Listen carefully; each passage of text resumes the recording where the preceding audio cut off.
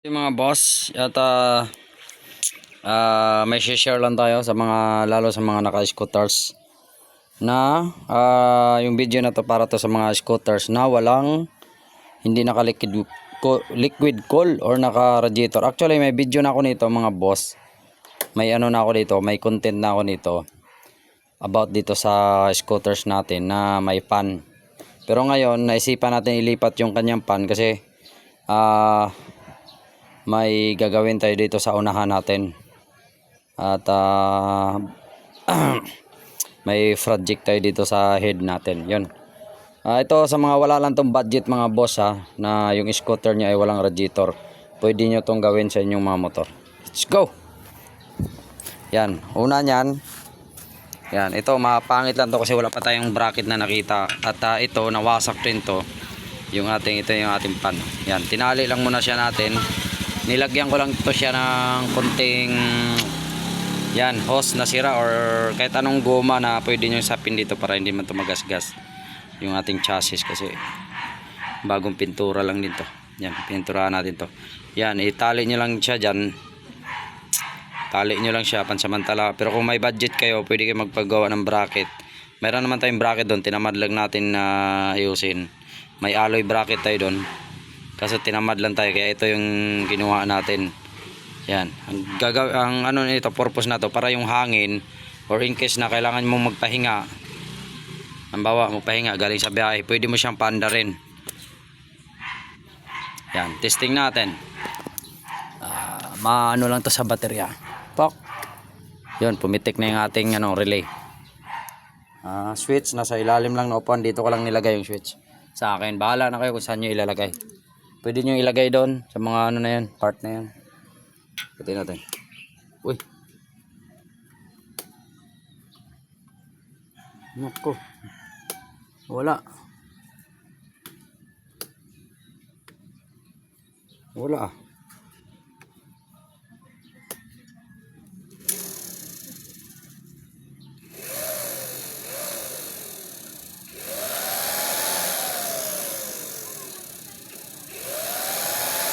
Yan, gagalaw lang yung ating wire. Yan.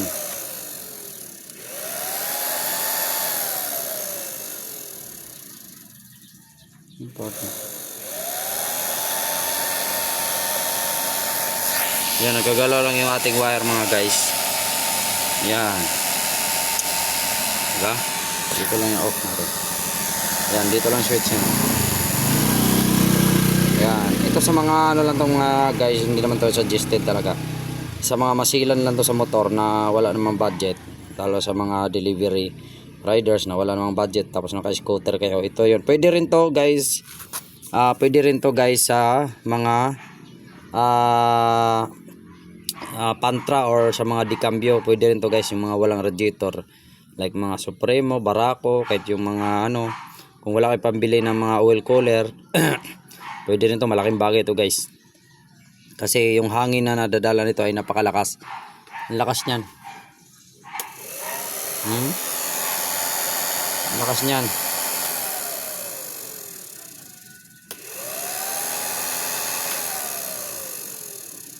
Kaya kung habang tumatakbo kayo, mas maganda yung kanyang cooling system.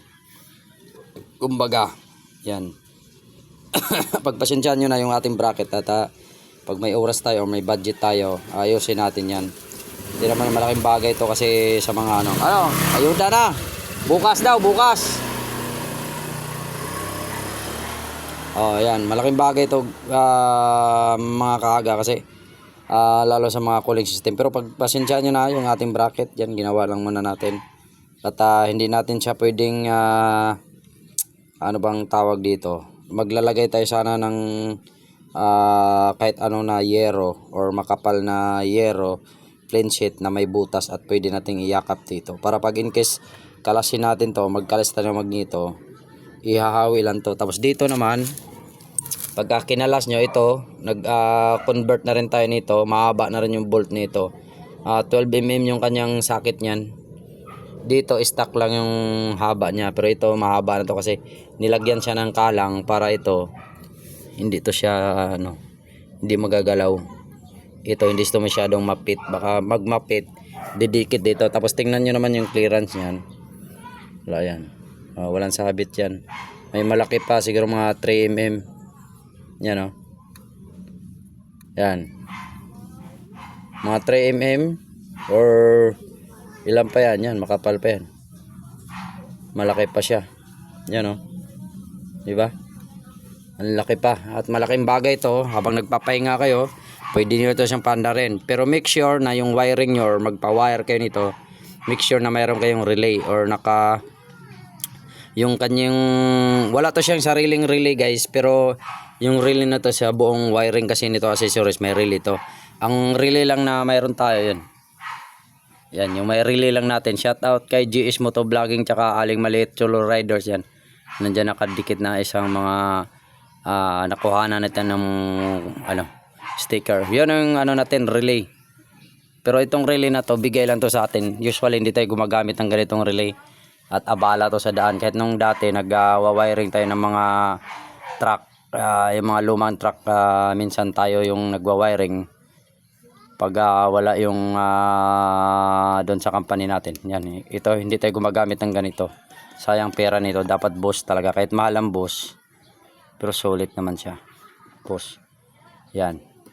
Itong boss natin, tapos may boss din tayo dito. Dalawa yung boss natin. Itong boss na to, para to dun sa ating MDL. Yan. Pero pag nag-wiring kayo nito, make sure na pwede nyo i-separate.